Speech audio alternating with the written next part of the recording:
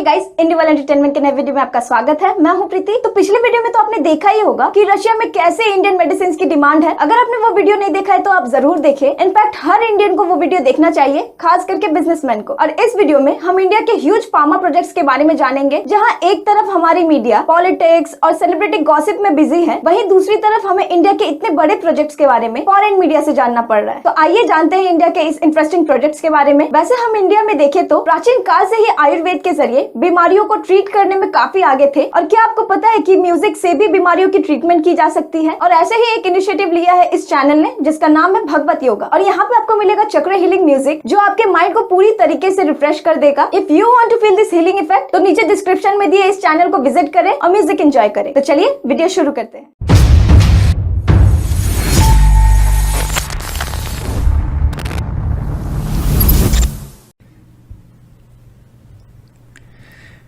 भारतीय अर्थव्यवस्था काफी हद तक एक सर्विस बेस्ड अर्थव्यवस्था है।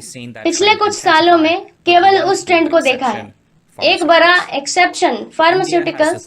इंडिया में मात्रा के हिसाब से तीसरा सबसे बड़ा फार्मास्यूटिकल इंडस्ट्री है और 2020 में वैल्यू के हिसाब से 11वां सबसे बड़ा है और यह तेजी से बढ़ रहा है। भारत दुनिया का सबसे बड़ा जेनेरिक मेडिसिन प्रोवाइडर है। यूनाइटेड स्टेट अपने 40% जेनेरिक के लिए भारत पर निर्भर करता है।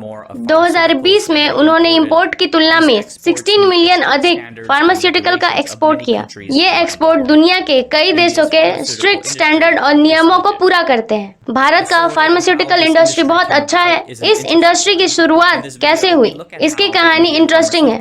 इस वीडियो में हम देखेंगे कि कैसे भारत फार्मास्यूटिकल इंडस्ट्री एक कॉपी कैट के रूप में शुरू हुआ, लेकिन फिर एक ग्लोबल लीडर बनने के लिए पूरी वैल्यू चेन में विकसित हुआ। हमारी कहानी 1947 से शुरू होती है, भारत की आजादी के साथ। उस समय भारतीयों को बेसिक मेडिसिन की जानकारी नहीं थी। देश का मेडिसिन इंडस्ट्री लगभग पूरी तरह से विदेशियों के द्वारा कंट्रोल किया गया था, जिनमें से ज्यादातर यूके, फ्रांस और जर्मनी थी और उनके पास 90% मार्केट शेयर थी। घरेलू भारतीय कंपनी अपने रिसोर्सेज का अधिकांश हिस्सा वास्तव में अपनी खुद की दवाइयों का निर्माण करने के बजाय अन्य लोगों की दवाइयों को मार्केटिंग और डिस्ट्रीब्यूशन में खर्च करती है।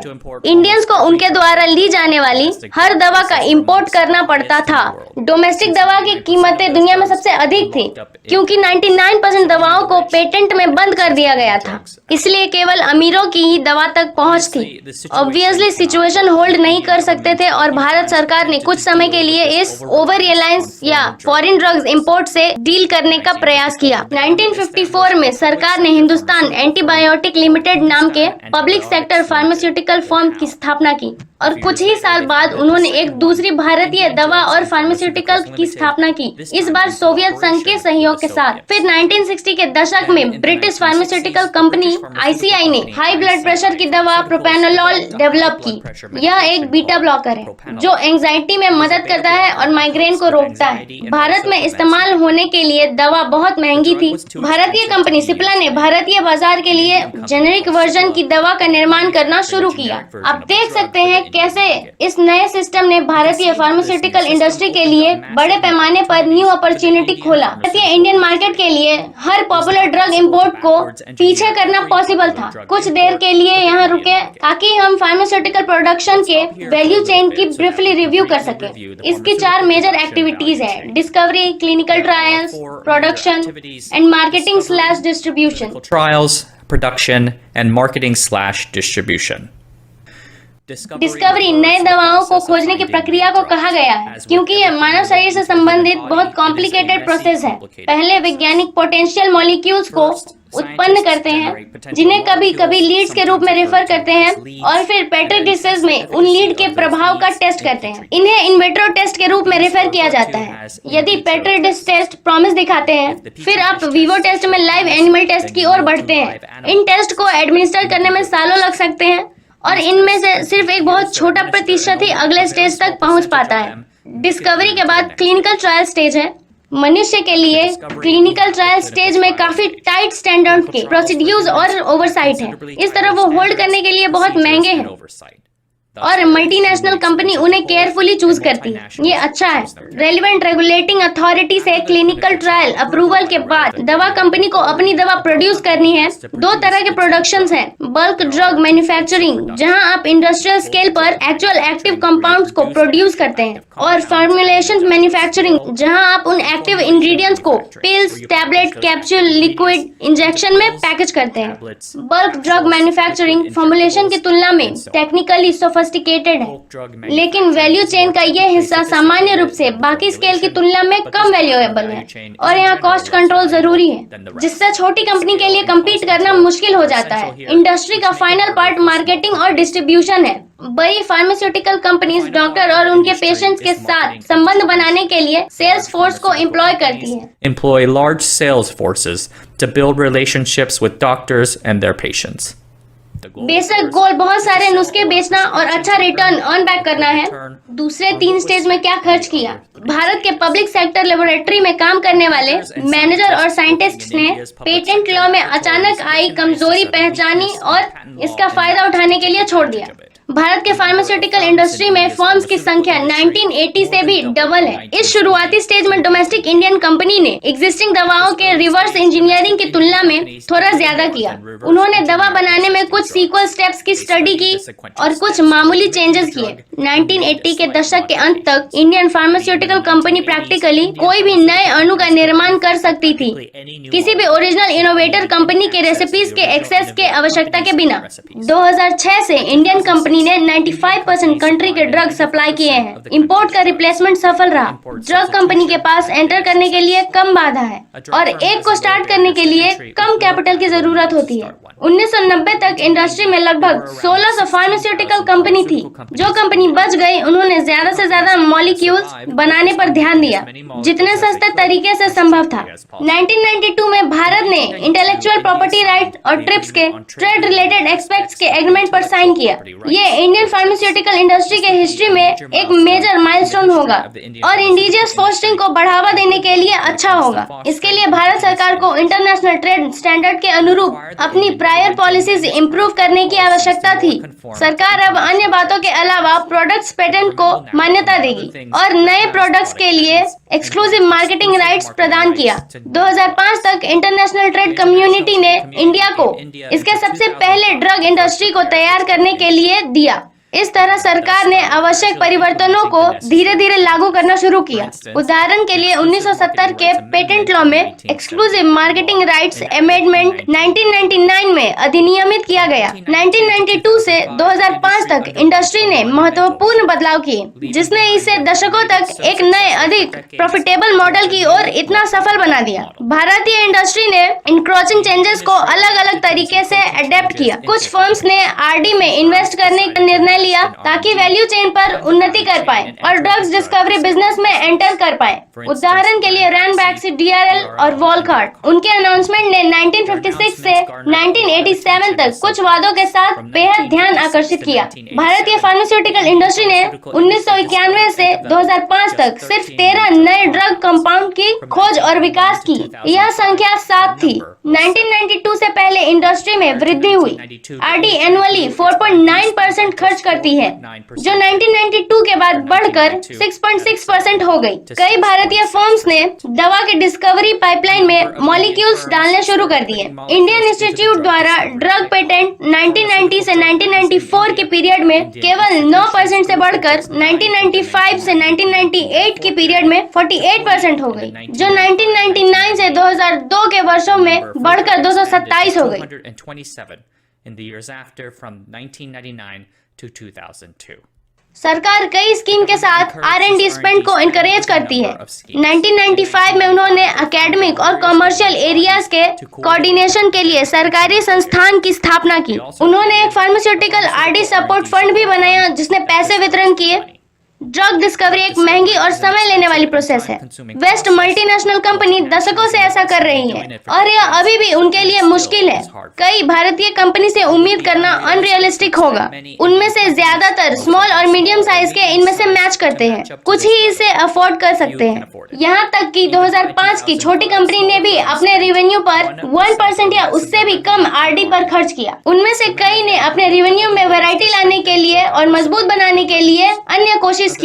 अन्य ने वैल्यू चेन के दूसरे पार्ट को एक्सपेंड और मजबूत बनाया। उदाहरण के लिए marketing and production. Others company ने मल्टीनेशनल कंपनी के साथ स्ट्रेटेजिक कोलैबोरेशन डील की। उदाहरण के लिए जीटस कैडिला ने 1990 से लेकर आज तक फ्रांस, क्यूबा, स्विट्जरलैंड और यूनाइटेड स्टेट के कंपनी के साथ इस तरह के सौदे किए। बेंगलोर में स्थित बायोफार्मास्यूटिकल कंपनी बायोकॉन ने ऐसा किया। नोवर्टिस जैसी बड़ी कंपनी के साथ सौदे किए गए। Cuban centre of molecular immunology के साथ उनके जॉइंट वेंचर ने उन्हें भारतीय फार्मास्यूटिकल द्वारा नया मोनोक्लोनल एंटीबॉडी ट्रीटमेंट करने के लिए कॉम्पिटेंसी और नॉलेज हासिल करने में मदद की। भारत की फार्मास्यूटिकल कंपनी ने लंबे समय के एक्सपोर्ट मार्केट की ओर बदलाव का सिग्नल दिया, लेकिन असल में ट्रिप्स ने इसे आगे बढ़ने में मदद की।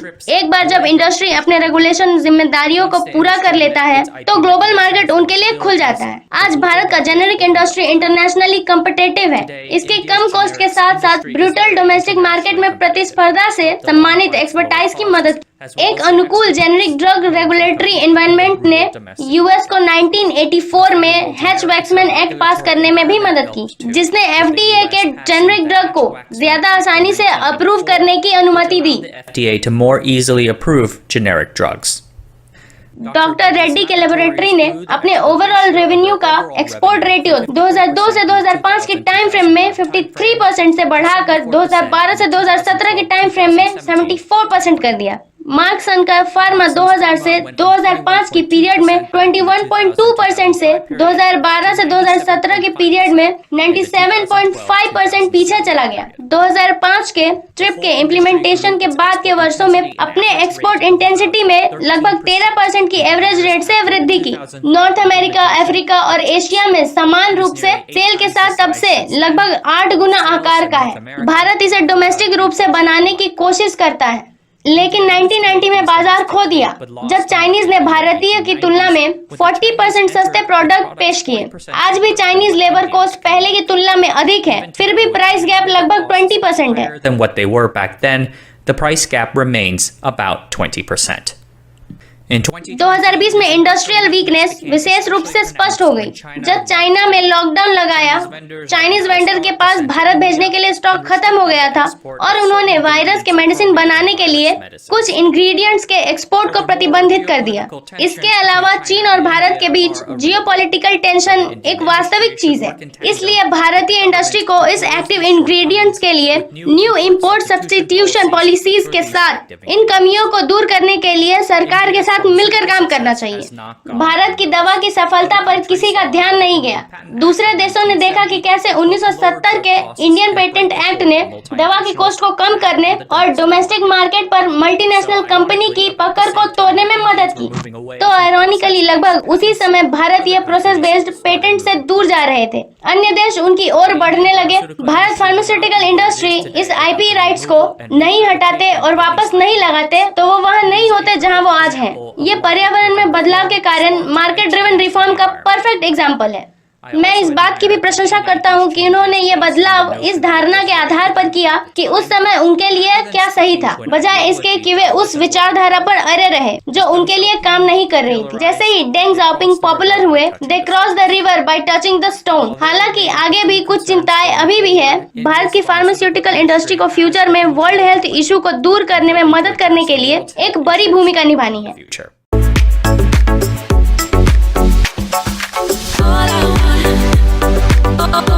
तो पहला कमेंट है हारू क्रेंस। इन्होंने लिखा है, एज एन इंडोनेशियन मैं इंडिया को दिल से थैंक यू कहना चाहता हूँ। इंडिया ने पेंडेमिक में हमारी काफी मदद की है वैक्सीन प्रोवाइड करके। जब वेस्ट कंट्रीज के बड़े बड़े भाषण फेल हो गए और उन्होंने हमारी मदद नहीं की तो हमारे एशियन ब्रदर ने हमारी मदद की, हमारे सबसे बुरे हाल में। Much appreciated.